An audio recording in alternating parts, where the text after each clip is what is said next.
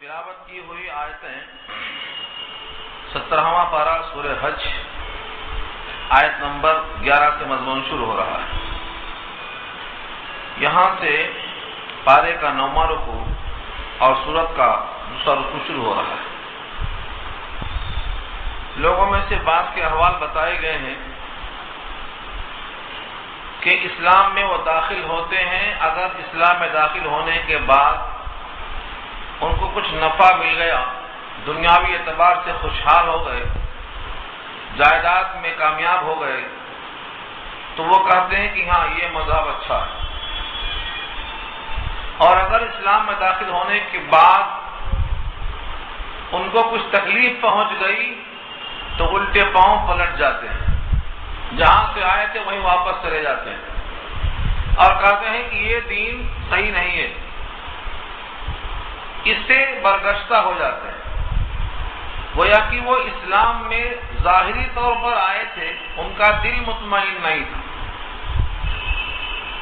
اگر دنیاوی مفاد آ جاتا تو گویا دین کو اچھا سمجھ کر رہ جاتے، گویا ان کے نزدیک دین کے صحیح اور غلط ہونے کی علامت یہ ہے کہ دنیاوی فائدہ ہو۔ اللہ تعالیٰ نے انہی میں سے بعض کا تذکرہ یہاں پر کیا ہے۔ وَمِنَ النَّاسِ، اور لوگوں میں سے بعض، یہ من جو ہے تبعیضیہ کہلاتا ہے۔ الناس کے معنی لوگ، لوگوں میں سے بعض یعنی بعض آدمی، کچھ آدمی، مَن يَعْبُدُ اللَّهَ، جو عبادت کرتے ہیں اللہ کی، علی حرف، علی حرف کے معنی علی طرف، کنارے۔ کنارے کا مطلب کیا ہے؟ ادھر بھی موقع لگے تو بھاگ سکتے، ادھر بھی موقع لگے تو آ سکتے۔ ہمارے اردو میں محاورہ کہا جاتا ہے دیوار کی بلی، ادھر بھی کود سکتی، ادھر بھی کود سکتی۔ بعض محاورے میں ہے تھالی کا بیگن، ادھر بھی پلٹ سکتا، ادھر بھی پلٹ سکتا۔ تو اونٹ کس کروٹ بیٹھے گا نہیں معلوم، دونوں جانب برابر ہے، ایسا بھی ہو سکتا، ایسا بھی ہو سکتا۔ اور یہ کسی دلیل کی روشنی میں نہیں، بلکہ دنیا کے مفاد پر موقوف ہے۔ دنیا ہاتھ لگ گئی تو یہ عالم بڑا بابرکت عالم ہے، بولے دین بہت اچھا ہے۔ اور اگر آتے ہی آزمائش پڑ گئی تو الٹے پاؤں پلٹ جاتے، نہیں یہ ٹھیک نہیں ہے۔ تاریخ اسلام پڑھو تو معلوم ہوگا، جب مسلمان ہجرت کر کے مدینہ آئے تو اولاد نہ ہونے کی پیشن گوئی دیا تھا یہودیوں نے، یہ نیا دین ہے، اب ان میں اولاد نہیں ہوگی، لڑکا ہی نہیں پیدا ہوگا۔ لوگ پریشان تھے، جن کا ایمان پختہ تھا وہ تو بھروسہ کر کے بیٹھے ہیں اللہ پر، لیکن جو ڈھول مول یقین تھے وہ پریشان تھے۔ سب سے پہلا بچہ عبداللہ ابن زبیر ہیں۔ عبداللہ ابن زبیر جب یہ پیدا ہوئے تو تماشا لگا، دیکھے نا عبداللہ بن زبیر کی پیدائش سے ان تمام کی پیشن گوئیاں رد ہو گئیں۔ نبی صلی اللہ علیہ وسلم نے عبداللہ بن زبیر کی تحنیک خود فرمایا۔ تحنیک کا مطلب اپنے منہ میں کھجور یا کوئی میٹھی چیز لے کر اس کا لعاب بچے کے تلوے میں لگا دینا، یہ تحنیک کہلاتا ہے۔ سب سے پہلی غذا رسول اللہ کے منہ سے نکلا ہوا لعاب ان کے منہ میں داخل ہوا۔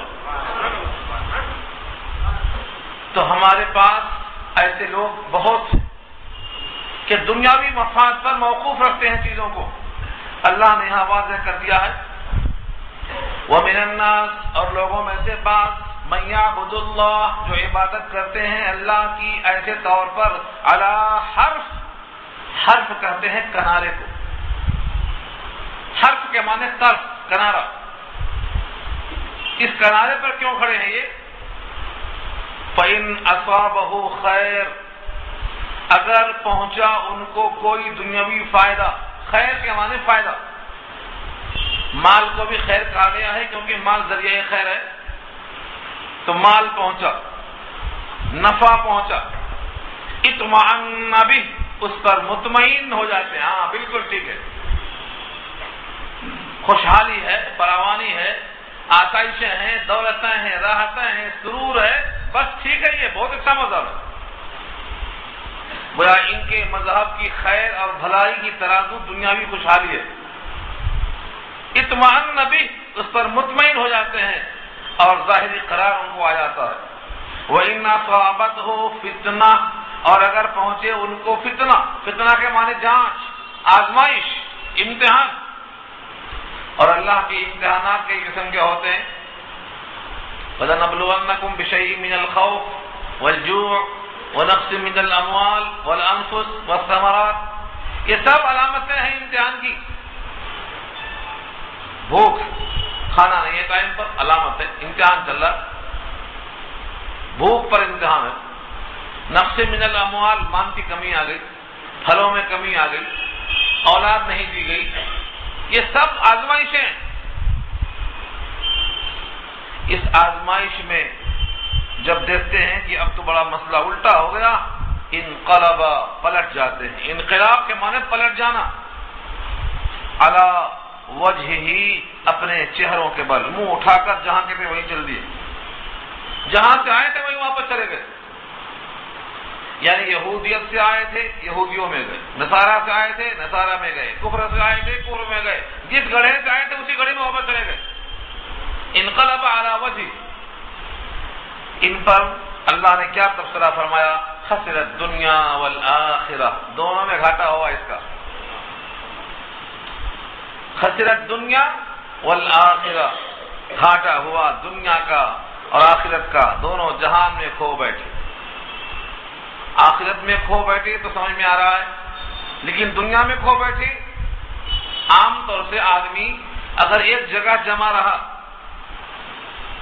تو کم سے کم وہ جگہ پر پرانا ہونے کی بنیاد پر مستحکم تو ہو جاتا ہے، استحکام جم جاتا ہے۔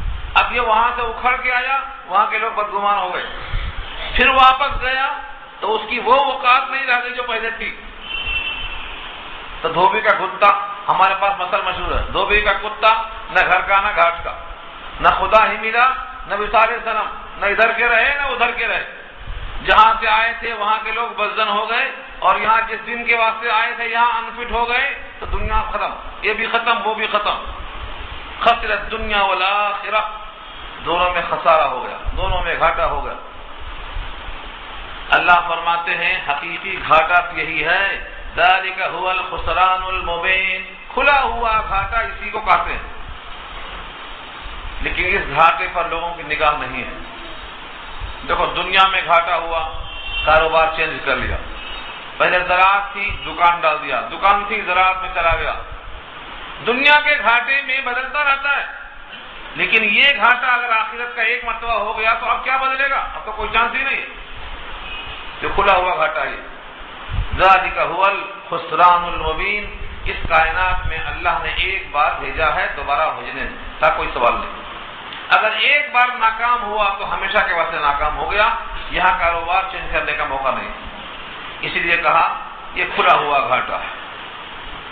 خسارہ، یدعو من دون اللہ ما لا یضرہ وما لا ینفعہ، ذالک هو الضلال البعید، پکارتا ہے، دعا کرتا ہے، تذلل اختیار کرتا ہے، روتا ہے، گڑگڑاتا ہے، سجدے کرتا ہے، منتیں مانتا ہے، خوشامدیں کرتا ہے، کس کے سامنے؟ من دون اللہ، اللہ کو چھوڑ کر۔ ماں الذی کے معنی میں ہے ایسے ایسوں کے سامنے، لا یضرہ، جو اس کو ضرر پہنچانے پر قادر نہیں، وما، اور ایسے ایسوں کو لا ینفعہ، جو اس کو نفع پہنچانے پر قادر نہیں۔ اللہ نے کیا واضح کیا؟ من دون اللہ کہا کر کے ہر جگہ کی نفی کر دیا۔ من دون اللہ، اللہ کو چھوڑ کر، اللہ کی عبادت کو چھوڑ کر ایسی ایسی چیزوں کو پکارتے ہیں وہ جس میں طاقت نفع کی نہیں، نقصان کی نہیں۔ ماں بمانا الذی لا یضرہ، اس کو نقصان نہیں، یعنی اگر اس کی بندگی نہ کریں تو نقصان کر دیں گے، یہ بھی خطرہ نہیں، اگر ان کی بندگی کریں تو اس سے نفع مل جائے گا، یہ بھی امکان نہیں، نہ دفع مضرت نہ جلب منفعت، دونوں میں سے کچھ بھی نہیں، پھر بھی بندگی کرے جا رہے ہیں۔ ایسوں کی بندگی کر رہے ہیں جن سے کوئی فائدہ نہیں، کوئی نقصان نہیں۔ بہت سے لوگ سانپ کی پوجا کرتے، کیوں؟ اس لیے کہ یہ کاٹتا ہے، ہمیں نہیں کاٹے گا، یہ دفعی مضرت ہے۔ بہت سے لوگ گائے کی پوجا کرتے، دودھ دیتی ہے، ہم اس کا دودھ اٹھائیں گے، فائدہ۔ یہ کیا ہے؟ یہ جلب منفعت ہے، فائدہ حاصل کرنا، جلب منفعت، اور مضر چیز کو دفع کرنا، یہ دفع مضرت۔ تو کہیں سانپ کی پوجا کیوں؟ اس کے زہر سے بچنے کے لیے، کہیں گائے کی پوجا اس کے نفع کو حاصل کرنے کے لیے۔ کائنات میں جتنی پوجائیں ہوتی ہیں سب کا دو ہی راستہ ہے، یا تو ان سے نفع یا تو ان سے نقصان، کسی نیت سے ہوتی ہیں۔ ہر چیز میں وہ تلاش کرتے ہیں، لیکن اللہ فرماتے ہیں اللہ کے سوا کسی میں یہ طاقت نہیں ہے کہ آپ کو نفع دے دے، نقصان دے دے۔ اور اس پر وہ روایت آپ کو یاد ہونا چاہیے جو پیچھے آ چکے ہیں سورہ یونس میں 107 نمبر کی آیت پر سنایا تھا میں نے۔ حضرت عبداللہ ابن عباس نبی صلی اللہ علیہ وسلم کے پیچھے بیٹھے ہوئے ہیں، سواری پر سوار ہیں، اور آپ کہتے ہیں یا غلام، بچہ کہتا ہے لبیک و سعدیک، ایک بار، دو بار، تین بار حضور متوجہ کرتے ہیں۔ جب کامل توجہ بچے کی ہو گئی 3 دفعہ، تو آپ نے جو فرمایا ہے وہ ہر مومن کو اپنے بچوں کو یاد کرانا چاہیے، کیونکہ عبداللہ ابن عباس اس وقت 12 سال کے تھے۔ 12 سال کے بچے کو حضور سکھا رہے ہیں یا غلام، وہ کہتا ہے لبیک و سعدیک والخیر فی یدیک، میں حاضر ہوں، میں متوجہ ہوں، سعادت آپ کے ہاتھوں میں سمجھ کر متوجہ ہوں، مخاطب ہوں، دل و نگاہ سے حاضر ہوں۔ 3 دفعہ جب مخاطب کیا تو فرمایا اذا سألت فاسأل اللہ، جب مانگنا کبھی تو اللہ سے مانگنا، وَإِذَا اسْتَعَنْتَ فَاسْتَعِنْ بِاللَّهِ، جب مدد چاہنا تو اللہ سے مدد چاہنا۔ اور آگے فرمایا اچھی طرح سے سن لو، اگر ساری امت مل کر جمع ہو جائے کہ تم کو نقصان پہنچائے گی، ساری امت، وَلَئِنِ اجْتَمَعَتِ الْأُمَّةُ عَلَىٰ أَن يَنفَعُوكَ، ساری امت نفع پر جمع ہو جائے تو تجھ کو نفع نہیں پہنچا سکتی ہے مگر اتنا ہی جتنا اللہ نے لکھ دیا ہے، اور اگر ساری امت تجھ کو نقصان پہنچانے پر اکٹھا ہو جائے تو نقصان نہیں پہنچا سکتی مگر اتنا جتنا اللہ نے لکھ دیا ہے۔ اور آگے فرمایا جب القلم بما انت لاق، قلم لکھ کر خوش ہو چکا ہے، تمہیں جو پہنچنے والا ہے وہ پہنچ کے رہے گا۔ یہ حضور نے سکھایا ہے عبداللہ ابن عباس کو، یہ ممتاز صحابہ ہیں مفسر قرآن ہونے میں۔ صحابہ کا امتیاز الگ الگ ہے، ابھی آپ دیکھیں گے بعض جنگجو تھے، لڑنے میں ماہر تھے، بعض علم میں ماہر تھے، بعض فیصلے میں ماہر تھے، بعض سیاست میں ماہر تھے، ہر ایک کا تدبر الگ الگ ہے، کوئی فہم قرآن میں ماہر تھے، صحابہ کا امتیاز الگ الگ ہے۔ یہ عبداللہ ابن عباس ہیں جن کو حضور نے اتنی چھوٹی عمر سے تیار کیا ہے۔ اپنے بچوں کو ہم کیا کہتے ہیں، ابھی تو کھیل رہا ہے، کھیلنے دو، بگڑ رہا ہے، بگڑنے دو، جب وقت آئے گا تب بنا لیں گے اس کو، جب نہیں بگڑتا۔ شیخ سعدی نے کہا تھا ایک مثال دے کے، اگر درخت چھوٹا ہے تو اکھاڑ کے جہاں چاہے لگا دو، اور اگر جڑیں مضبوط ہو گئی تو اب کرام مشین لے کے آئیں گے تو نہیں اکھڑے گا، اور اکھڑے گا تو جڑیں ٹوٹ جائیں گی، لگانے کے کام میں نہیں آئے گا۔ اس لیے بچوں کو بچپن سے ہی تربیت دینا ہے، اپنے اپنے گھروں کے ماحول کو سدھارنا ہے۔ بچوں کا عقیدہ اگر ٹھیک رہے گا تو وہ بھی اپنے بڑوں کو سمجھا سکیں گے، لیکن اگر بچوں کا عقیدہ بھی وہمی ہے تو وہم پیدا کریں گے۔ ہمارے پاس وہم کی باتیں بڑی منقول چلی آتی ہیں، دلیل پوچھو، ریزن پوچھو تو نہیں معلوم۔ اس آیت میں اللہ کا یہ پیغام ہے، اللہ کو چھوڑ کر جتنے لوگ پکارتے جا رہے ہیں، ایسوں کو پکارتے ہیں کہ ان کے نہ پکارنے سے ضرر کا خطرہ نہیں، اور ان کے پکارتے رہنے سے نفع کی امید نہیں۔ ذالک هو الضلال البعید، یہی تو ہے جو دور کی گمراہی ہے، واپس نہیں آ سکتا راستے سے۔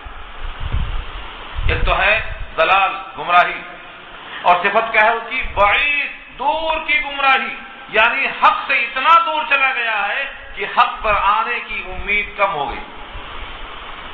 جب آدمی بھٹک جاتا ہے، بہت بھٹک جاتا ہے، تو وہ راستے پر آنے کے لیے بڑی مشکل سے پہنچ پاتا ہے۔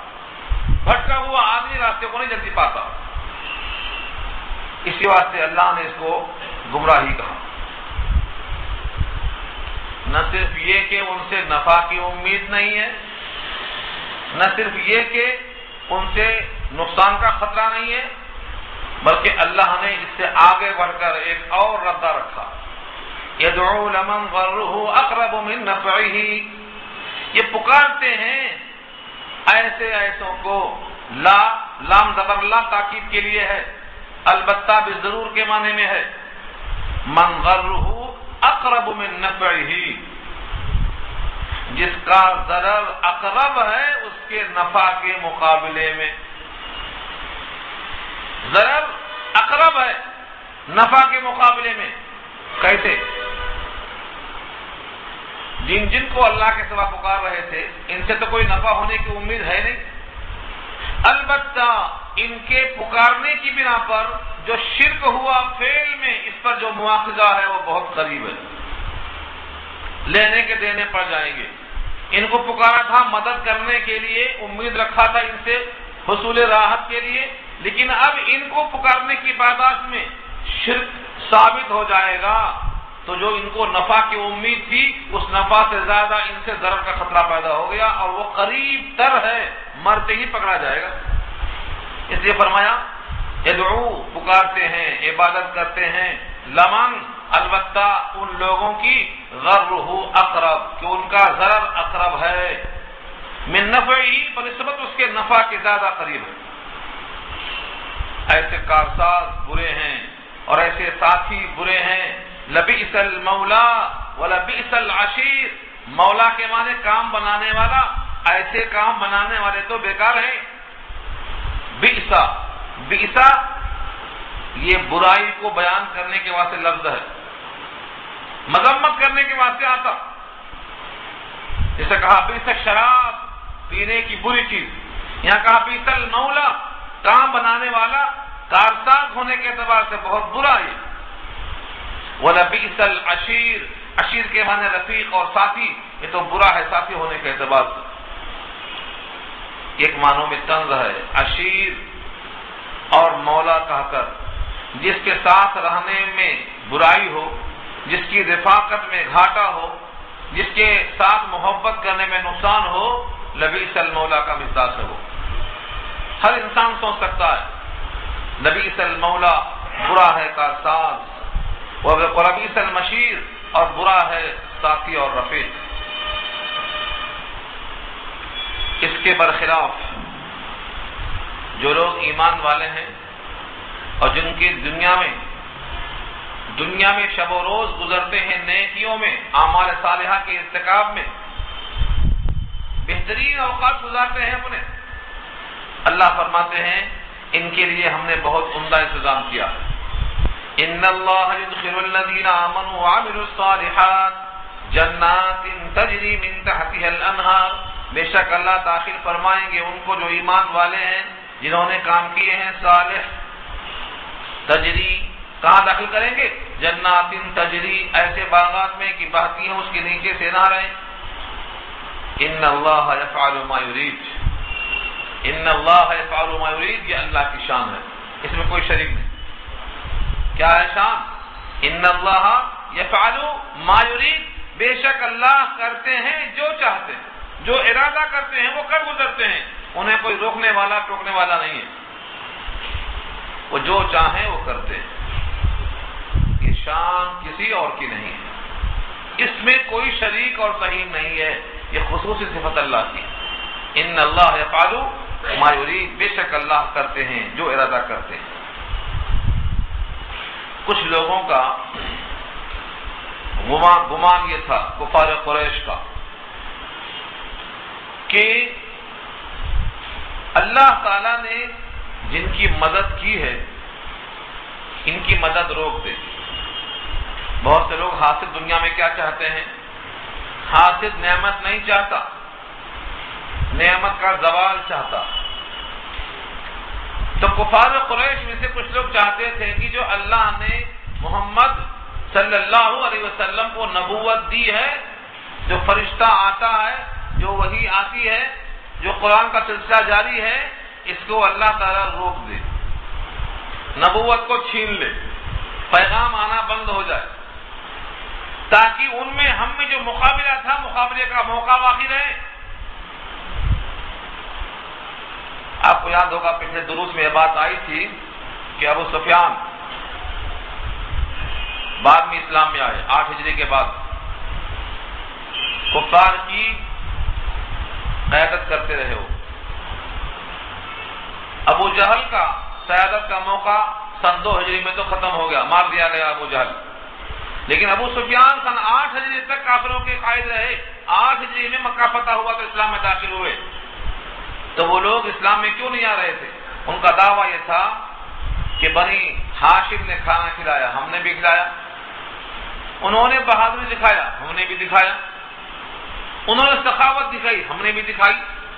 اب وہ ایسا دعویٰ کر بیٹھے کہ ہمارے پاس نبوت ہے، ہمیں اللہ کا پیغام آتا ہے، اب ہم اگر ان کی بات مان لیں تو اس کا مقابلہ ہم نہیں کر سکتے، اس لیے ہم ہرگز نہیں مانیں گے، ہم ہرگز نہیں مانیں گے۔ تو ایسے کفار قریش کا خیال کیا تھا کہ نبوت سلب ہو جائے، وہی کا آنا بند ہو جائے، دین الہی کی جو نصرت ہے آسمان سے وہ بند ہو جائے۔ کیا کہہ رہا جواب دیا اللہ نے، جتنے حاسدین حسد کرنے والے ہیں ان کو پیغام ہے اس آیت میں، من کان یظن، جو شخص کے گمان کرتا ہے، کس کے ساتھ گمان کرتا ہے، یہ یہاں پوشیدہ ہے، اس سے مراد ہے ذات محمد صلی اللہ علیہ وسلم۔ من کان یظن، جو شخص کے گمان کرتا ہے، ان یہ کہ لن ینصرہ اللہ، ہرگز مدد نہ کرے اللہ، لن ینصرہ، یہ ہو کی ضمیر جاتی ہے نبی صلی اللہ علیہ وسلم کی طرف، لن ینصرہ اللہ، ہرگز ہرگز مدد نہ کرے اللہ ان کی، ہو کی ضمیر نبی صلی اللہ علیہ وسلم کی طرف جاتی ہے، ان کی، فی الدنیا والآخرہ، دنیا میں بھی اور آخرت میں بھی۔ اللہ نے کیا کہا، میری مدد، نبوت کا انتخاب یہ تمہاری مرضی میں منحصر نہیں ہے، تم چاہیں گے تو ہم نبی بنائیں گے، تم نہیں چاہیں گے تو ہم نہیں بنائیں گے، رحمت کے خزانے تمہارے قبضے میں نہیں ہیں، ہم جس کو چاہتے ہیں نبی بناتے ہیں، اور ہم خوب جانتے ہیں کہ نبوت کس کو دی جائے۔ اللہ اعلم حیث یجعل رسالتہ، اللہ خوب جانتے ہیں کہ رسالت کی جگہ کہاں ہے، کس دل میں اتارے ہم پیغام۔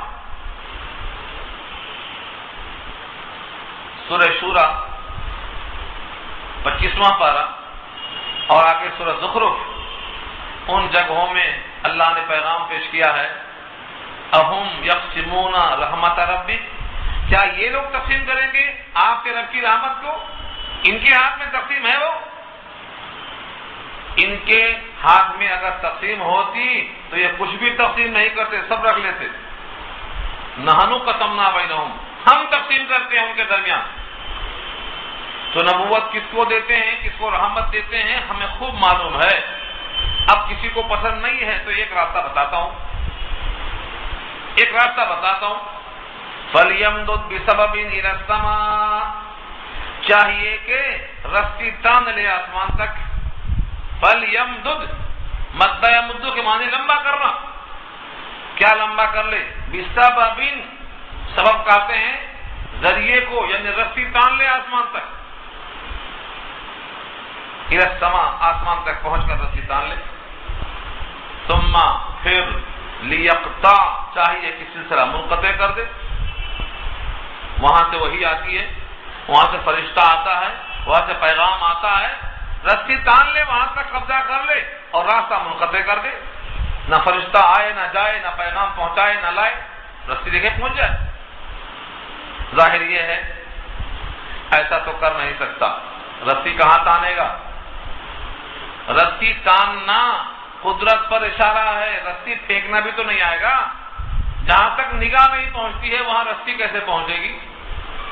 لیکن رب کریم نے کہا یہ بتانے کے لیے کہ تمہاری قدرت نہیں ہے. ہاں، گنجے کو ناخن نہیں ہے. کہتے ہیں کہ ٹڈا پاؤں اٹھا کے سوتا ہے، کہیں آسمان نہ گر جائے تو میں روک لوں گا. تمہارے بس میں جب نہیں ہے تو تم کو حسد کیوں ہو رہا ہے؟ دینے والا دے رہا ہے، پانے والا پا رہا ہے، تم کو اتنی تکلیف کیوں ہوتی ہے کہ وہی منقطع کرنا چاہتے ہو؟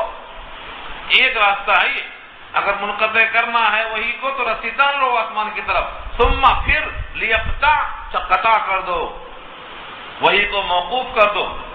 فلینظر چاہیے کہ اب غور کرے، هل یذهبن کیدہ ما یغیظ، کیا اس تدبیر سے اور اس ترکیب سے اس کا غصہ کچھ کم ہو سکتا ہے تو کم کر لے.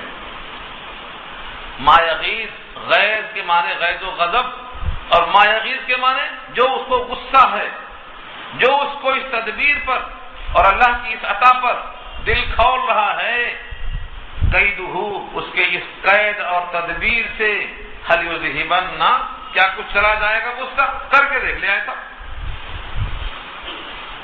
ظاہر یہ ہے کہ کسی کافر کی یہ مجال نہیں کہ آسمان میں رسیاں تان لے اور وہی کا سلسلہ بند کر لے، بلکہ وہی لانے والے کو آج تک دیکھنے پر قادر نہیں ہے کوئی.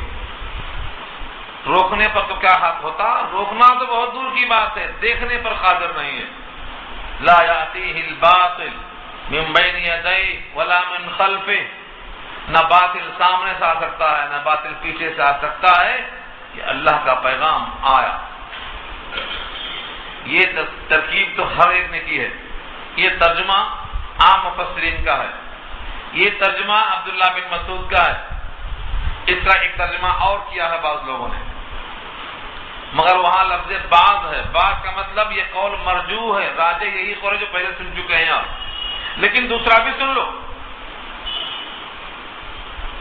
قاضی صاحب لکھتے ہیں تفسیر مظہری میں، جیسے ہمارے اردو محاورے میں ہے، قرآن نے ایک موقع کہا ہے جس شخص کو غصہ آ رہا ہے ان سے کہہ دو اپنے غصے میں مرو. قل موتوا بغیظکم، کہہ دو کہ مرو اپنے غصے میں. تم کو غصہ نہیں ختم ہو رہا ہے تو مرو اپنے غصے میں.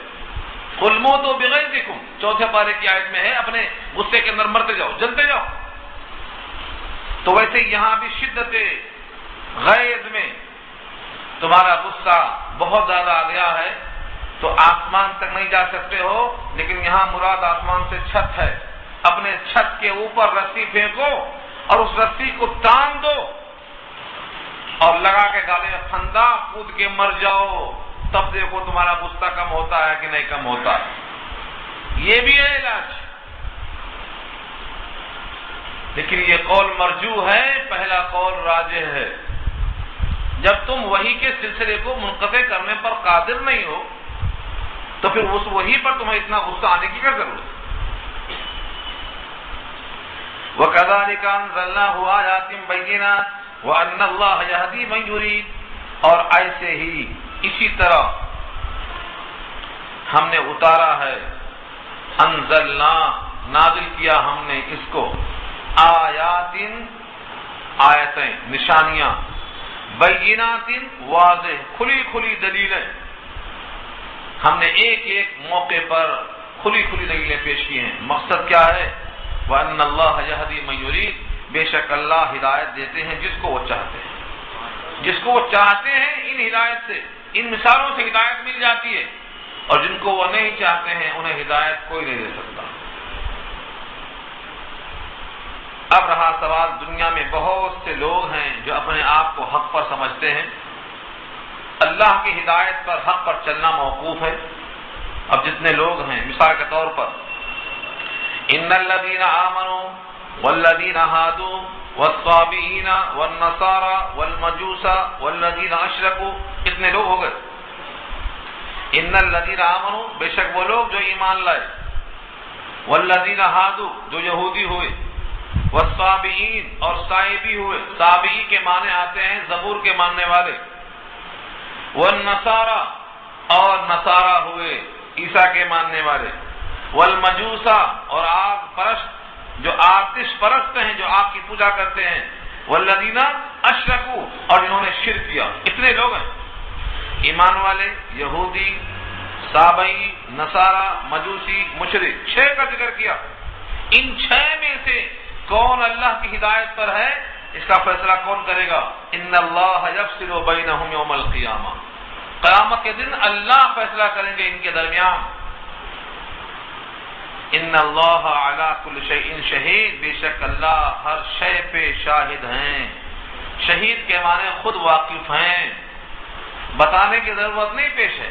اللہ شہید ہیں مطلب خود حاضر ہیں، اپنے علم و قدرت سے، ارادہ اور مشیت سے ہر چیز سے باخبر ہیں، کسی سے کچھ پوچھنے کی ضرورت نہیں ہے. ان میں سے جس کو چاہیں گے اللہ ہدایت دیں گے. اب کائنات میں کتنی اشیاء ہیں، کتنی چیزیں ہیں، ان تمام کے بارے میں عام انسان نہیں سمجھتے ہیں کہ یہ بھی اللہ کی مخلوق میں شعور ہے. شعور کے درجات ہوتے ہیں. سب سے پہلا درجہ شعور کا انسانوں میں ہے، دوسرا درجہ حیوانوں میں ہے، تیسرا درجہ نباتات میں ہے، اور چوتھا درجہ جمادات میں ہے. اور یہ سب اللہ کی بندگی کرتے ہیں اپنے عمدے انداز پر، سب بندگی کرتے ہیں. اب دیکھیے لفظوں کو، أَلَمْ تَرَ أَنَّ اللَّهَ يَسْجُدُ لَهُ مَنْ فِي السَّمَاوَاتِ وَمَنْ فِي الْأَرْضِ. کیا دیکھا آپ نے اے مخاطب کہ بے شک اللہ یسجد لہ، سجدہ کرتے ہیں اس کے لیے، من فی السماوات، جو مخلوق آسمانوں میں ہے، ومن فی الارض، اور جو مخلوق زمین میں ہے. سب عاجزی کرتے ہیں، سجدہ کرتے ہیں یعنی عاجزی کرتے ہیں، اطاعت کرتے ہیں، بندگی کرتے ہیں. سجدہ بول کر عاجزی اور بندگی مراد دیا. کون کون ہے زمین و آسمان میں؟ والشمس والقمر والنجوم والجبال والشجر والدواب وكثير من الناس. اتنے لوگوں کا نام لیا خاص طور سے. زمین اور آسمان کی ہر مخلوق عاجزی میں لگی ہوئی ہے. خاص طور سے سورج ہے، چاند ہے، تارے ہیں، پہاڑ ہیں، درخت ہیں، چوپائے ہیں. وَكَثِيرٌ مِّنَ النَّاسِ، اور بہت سے انسان ہیں، یہ سب عاجزی میں لگے ہیں. کچھ انسان ایسے بھی ہیں وَكَثِيرٌ حَقَّ عَلَيْهِ الْعَذَابُ، اور بہت سارے انسان ایسے ہیں کہ ان کی اطاعت نہ کرنے کی بنا پر حق ہو گیا ہے ان پر عذاب، لائق ہو گئے ہیں وہ عذاب کے. دیکھیے آپ، سورج کو، چاند کو، پہاڑ کو، شجر کو، حجر کو، ہر ایک کو ان میں سے تقسیم نہیں کیا کہ کچھ عذاب کے لائق ہیں. یہ تقسیم صرف انسانوں کی ہے، صرف تقسیم انسانوں میں ہے کہ یہ انسان کچھ ہیں جو بندگی میں لگے ہیں، اور بہت زیادہ ہیں جو بندگی نہ کرنے کی وجہ سے عذاب کے لائق ہو چکے ہیں. وَكَثِيرٌ حَقَّ عَلَيْهِ الْعَذَابُ. اب ان کی بندگی کا حال کیا ہے؟ شمس اور قمر یعنی سورج اور چاند، یہ سب اللہ کی بندگی کرتے ہیں. ان کا اپنے کام میں جاری رہنا یہ بندگی ہے. تارے اپنے کام میں لگے ہیں، یہ ان کی بندگی ہے. پہاڑ جمے ہوئے ہیں، ان کا کام ہے کہ زمین کو کپاہٹ سے روکنا، ان کی یہ بندگی ہے. شجر اور درخت جتنے ہیں سب ہواؤں میں جو اڑتے لہلہاتے ہیں، ان کی شاخیں سجدوں میں ہیں، اور ان کا پھل دینا ان کی بندگی ہے. والدواب، چوپائے، بھینس ہے، بیل ہے، بکریاں ہیں، یہ سب اپنے اپنے کام میں لگی ہیں، یہ ان کی بندگی ہے. وَكَثِيرٌ مِّنَ النَّاسِ، اور لوگوں میں سے بہت ہیں جو بندگی کر رہے ہیں. اب یہاں پر ایک بات یہ بھی سوچنے کی ہے، انسان کو تو شعور ہے، یہ بندگی عاجزی کرتا ہے، لیکن یہ شعور کیا پتھروں کو ہے، کیا نباتات کو ہے، کیا حیوانات کو ہے؟ انسان سوچتا ہے کہ ان کو تو بندگی کرنے کا شعور ہے نہیں، کیسے بندگی کرتے ہیں یہ؟ لیکن قرآن کریم کی آیتوں میں غور کریں گے تو معلوم ہوگا سب میں شعور ہے. انسان کا شعور تو واضح ہے. نمبر 2، دوسرا درجے کا شعور حیوانات کو ہے. حیوان اپنی غذائیں خود کھاتا ہے، کیا چھوڑ دینا ہے، کیا کھانا ہے، اسے خوب معلوم ہے. کس جانور میں کون سی خوبی رکھا اللہ نے، وہ کیا کھاتا اور کیا نہیں کھاتا، یہ اس کے شعور کی دلیل ہے۔ تیسرا درجہ ہے نباتات کا، جو اٹھتی ہے اس کا اٹھنا اس کا شعوری طور پر ادراک ہے، وہ بھی اللہ کی بندگی میں ہے۔ البتہ پتھر جس کو ہم سمجھتے ہیں کہ یہ بے جان پتھر ہے، اس پتھر میں بھی شعور رکھا ہے اللہ نے۔ پہلے پارے کی آیت ہے وَإِنَّ مِنْهَا لَمَا يَهْبِطُ مِنْ خَشْيَةِ اللَّهِ، پتھروں میں سے بعض پتھر لڑھک کر نیچے گرتے ہیں اللہ کی خشیت سے، اللہ کے خوف سے۔ پہلے پارے میں آسمان کی بات، اور جب زمین و آسمان کو اللہ نے کہا کہ تم دونوں خوشی سے اطاعت کرتے ہو یا مجبوراً اطاعت کرنا پڑے گا، تو ان دونوں نے کہا قالتا اتینا طائعین، سورہ حامیم السجدہ پارہ 24 میں کہا، ان دونوں نے کہا اللہ سے ہم خوشی سے اطاعت کرنے کو حاضر ہیں۔ کون ہے یہ دونوں؟ زمین اور آسمان ہیں۔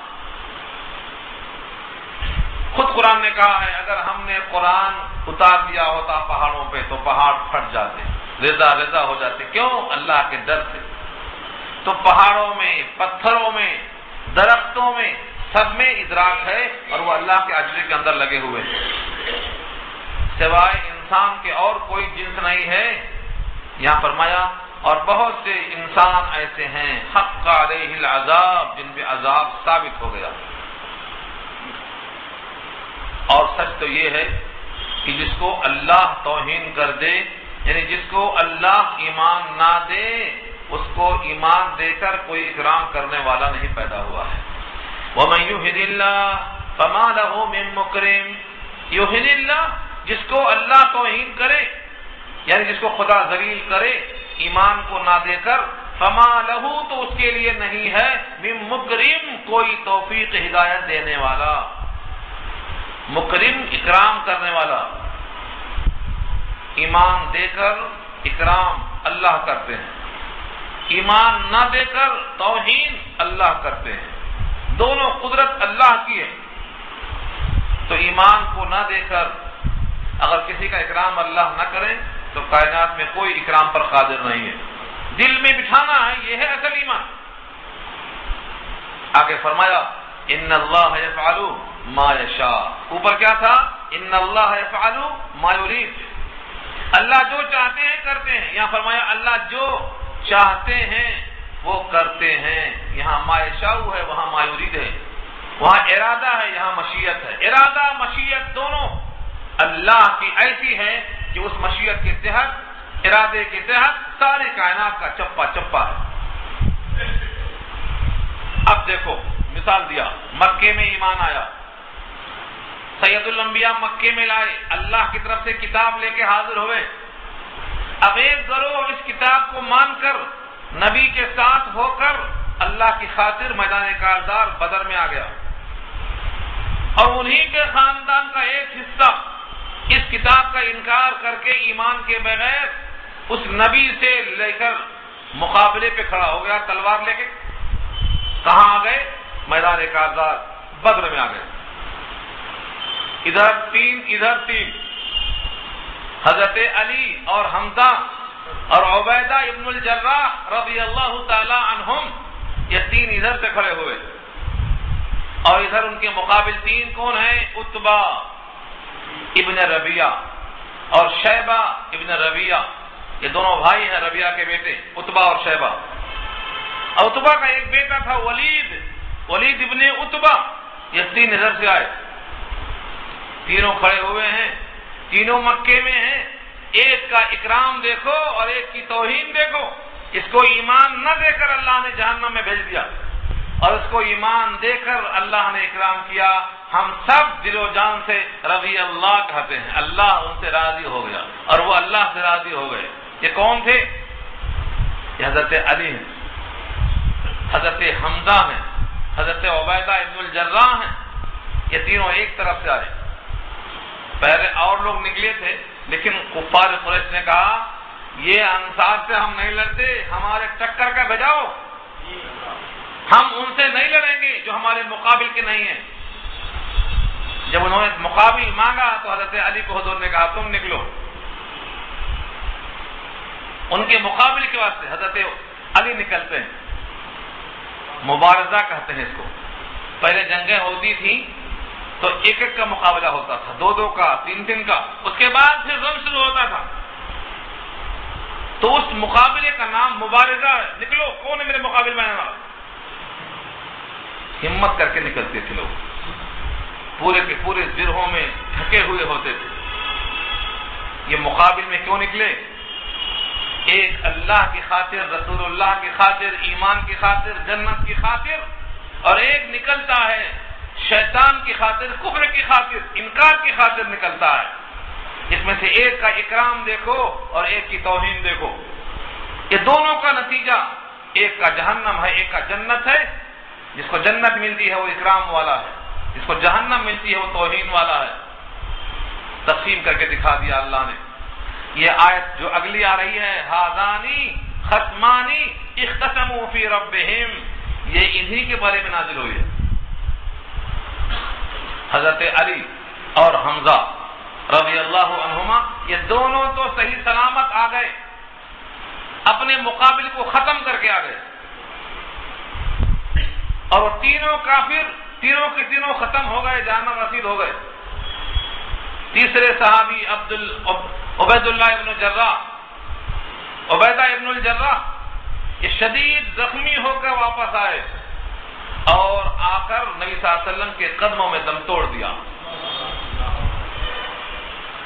ان دونوں کے بارے میں یہ آیت نازل ہوئی ہے۔ امام بخاری کہتے ہیں کہ صحابہ کرام کے بارے میں یہ آیت نازل ہوئی۔ دیکھو، ایک پر اکرام ہے کیونکہ نعمت دی ہے ایمان کی، اور صاحب نعمت مومن ہوتا ہے، اور ایک کو دیکھو توہین ہے، یہ حالت کس کی ہے؟ جس کو اللہ نے ایمان عطا نہیں کیا ہے۔ تو سب سے بڑی دولت دولت ایمان ہے۔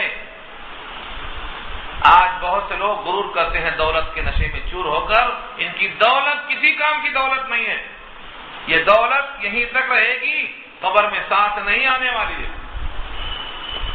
ان کو حساب دینا ہے، دوسرے عیش کریں گے، اور جن کو دولت ایمان حاصل ہے یہ تو جنت میں ساتھ ساتھ رہے گی، نور ایمان بن کے رہے گی۔ ہاذانی خصمانی، یہ دونوں فریق ہیں، ہاذانی یہ دونوں فریق ہیں، خصمان ختم کی تسمیہ ہے، دونوں فریق لڑ رہے ہیں۔ اختصموا فی ربہم، لڑ رہے ہیں وہ لوگ اپنے رب کے بارے میں، اپنے رب کے دین کے بارے میں۔ فالذین کفروا قطعت لهم ثیاب من نار، پس وہ لوگ جنہوں نے کفر کیا، قطعت لهم، بیوتے جائیں گے ان کے لیے، قطع کیے جائیں گے ان کے لیے، ثیاب کپڑے، من النار، من نار کے معنی آگ کے کپڑے ہوں گے۔ کپڑا کہا آگ کا، جیسے جسم کپڑے سے چھپا ہوا ہوتا ہے ایسے ان کا جسم آگ سے چھپا ہوا رہے گا۔ یصب من فوق رؤوسہم الحمیم، ڈالا جائے گا، صب یصب کے معنی اوپر سے ڈالنا، یصب من فوق رؤوسہم الحمیم، حمیم گرم پانی، رؤوس رأس کی جمع ہے، ان کے سروں پر گرم پانی ڈالا جائے گا۔ وہ گرم کتنا گرم ہوگا؟ یہ پانی اگر منہ میں چلا گیا تو اتریاں کٹ کے گر جائیں گے، منہ سے قریب ہوا تو منہ کے چھالے گر جائیں گے، چمڑے گر جائیں گے، اور یہ پانی سر پہ ڈالا جائے گا تو سر کے چمڑے گر جائیں گے۔ یصہر بہ ما فی بطونہم والجلود، ڈالا جائے گا وہ گرم پانی اس کی وجہ سے ما فی بطونہم، جو کچھ ان کے پیٹ میں ہے یعنی اتڑیاں سب کٹی گر جائیں گی، والجلود، اور کھالیں، جلود جمع ہے جلد کی، کھالیں گر جائیں گی۔ وَلَهُمْ مَقَامِعُ مِنْ حَدِيدٍ، اور ان کے واسطے ہتھوڑے ہیں لوہے کے، یعنی گرز لوہے کے ہوں گے ان کے واسطے۔ یہ کس کے لیے ہے سب؟ یہ اہانت کا سامان کس کے لیے ہے؟ فَالَّذِينَ كَفَرُوا، جنہوں نے کفر کیا۔ ایک ہی سبب، کوئی خطا اور کی ہو یا نہ، ایک خطا ایسی ہے جس کا نام کفر ہے، یعنی اللہ کے وجود کا انکار، اللہ کے صفات کا انکار۔ اس کفر کے ساتھ کوئی اور برا کام کیا ہو یا نہ کیا ہو، صرف اس کفر پر آگ کے کپڑے ہوں گے، گرم پانی سروں پر ہوگا، وہی گرم پانی پیٹ میں داخل ہوگا، وہی کھانے گرانے کے واسطے کافی ہوگا، اوپر سے لوہے کے ہتھوڑے ہوں گے، گرز ہوں گے۔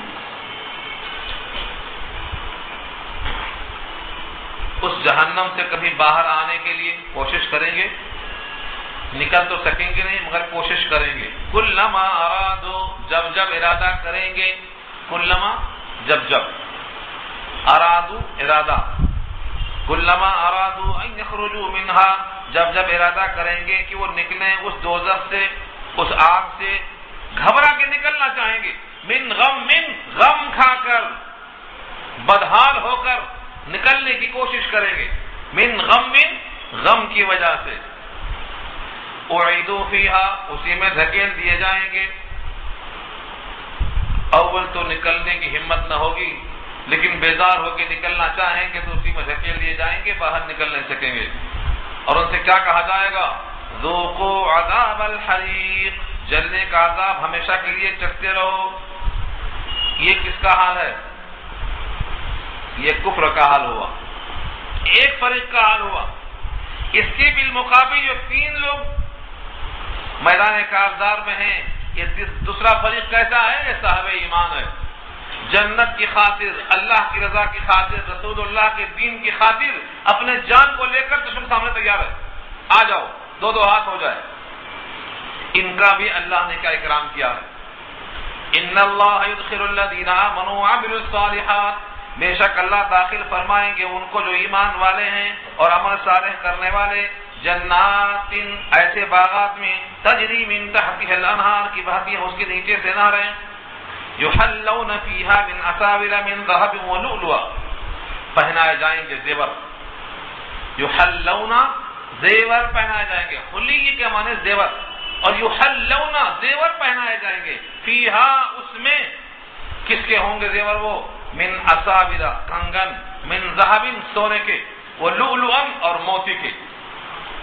سونے کے کنگن ہوں گے، موتی کے کنگن ہوں گے. اور دوسری آیت میں آیا ہے اساور من فضہ، چاندی کے کنگن ہوں گے. بعض راوی کہتے ہیں 3 آیتوں میں 3 چیزیں ہیں، ایک ہاتھ میں تینوں پہن سکتے ہیں، سونا بھی ہے، چاندی بھی ہے، موتی بھی ہے، کنگن ہوں گے. اس پر جو اشکال ہوتا ہے کہ مردوں کو کنگن، کانوں میں بالیاں، یہ معیوب ہے، عام انسانوں کے لیے معیوب ہے. پہلے شہنشاہ اس کو پہنا کرتے تھے. سر کا تاج مشہور ہے. ایران فارس، کسرا اور قیصر کے تاج مشہور ہے. میں نے سنایا تھا آپ کو، نبی صلی اللہ علیہ وسلم کی پیشن گوئی تھی. سراقہ کو حضور نے کہا تھا، سراقہ تمہیں وہ کنگن پہنائے جائیں گے، تمہارا کیا حال ہوگا؟ سوچو تمہارا اس وقت کیا حال ہوگا جب کسرا کے کنگن تمہارے ہاتھ میں ہوں گے. کسرا کو مارا بھی جائے گا، کسی کو یقین نہیں تھا. جیسے آج کی سپر طاقتیں بڑی سپر لگتی ہیں کہ زیر نہیں ہوگی، ویسے یہ طاقتیں تھیں سپر، لیکن سب زیر ہوئی. عمر فاروق کی ٹھوکروں میں آئی. کسرا کے تاج کو ٹھوکر مارا، عمر نے کہا یہی ہے تاج کسرا کا. اور اس کے کنگن کو جب ہاتھوں میں لیا تو سراقہ پہنچ گئے، کہا رسول اللہ کی پیشن گوئی ہے، وہ کنگن میرے ہاتھ میں ہوں گے. بھلا عمر کی مجال حضور کی بات کٹ جائے. سونے کی کیا اہمیت ہے، کنگن کی کیا اہمیت ہے رسول اللہ کی بات کے مقابلے میں. وہ کنگن حضرت عمر ابن خطاب نے سراقہ کو پیش کیا، ان کے ہاتھوں میں دیکھا تو یہ اللہ کی طرف سے پیشن گوئی تھی، نبی کی زبان سے وہ ہو کے رہی. تو کنگن اور تاج، کانوں کی بالیاں، یہ شاہنشاہ پہنا کرتے تھے. جنت میں ہر مومن شاہنشاہ ہوگا، اس کے سر پہ تاج ہوں گے، سونے کے، چاندی کے، موتیوں کے کنگن ہوں گے. اس کے واسطے تو اللہ کی رضا بھی ہوگی، اور رضا الہی کے مقابل کوئی چیز آ نہیں سکتی، سب ہیٹ ہو جائیں گے. تو اللہ کا یہ وعدہ، یحلون فیہا من اساور من ذہب، پہنائے جائیں گے اس میں کنگن سونے کے اور موتیوں کے. ولباسہم فیہا حریر، اور ان کا لباس اس میں حریر کا ہوگا. حریر کے معنی ریشم، جزدان حریر و ریشم کے.